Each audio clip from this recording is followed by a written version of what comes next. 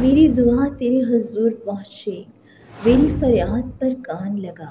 خدا باپ کی زندہ کلام میں سے زبور کی کتاب، مدد کے لیے پکار، زبور 88۔ اے خداوند میرے نجات دینے والے خدا، میں نے رات دن تیرے حضور فریاد کی ہے۔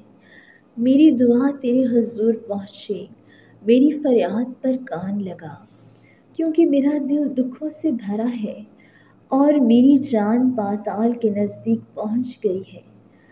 میں غور میں اترنے والوں کے ساتھ گنا جاتا ہوں۔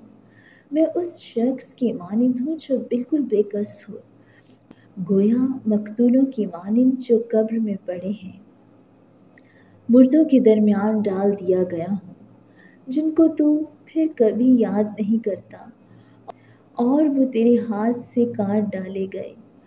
تو نے مجھے گہراؤں میں، اندھیری جگہ میں، پاتال کی تہہ میں رکھا ہے۔ مجھ پر تیرا قہر بھاری ہے، تو نے اپنی سب موجوں سے مجھے دکھ دیا ہے۔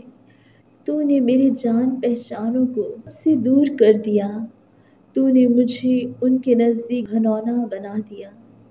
میں بند ہوں اور نکل نہیں سکتا، میری آنکھ دکھ سے دھندلا چلی۔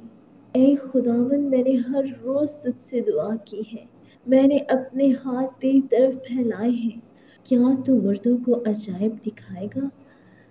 کیا وہ جو مر گئے اٹھ کر تیری تعریف کریں گے؟ کیا تیری شفقت کا چرچا غور میں ہوگا، یا تیری وفاداری کا جہنم میں؟ کیا تیرے عجائب کو اندھیرے میں پہچانیں گے، اور تیری صداقت کو فراموشی کی سرزمین میں؟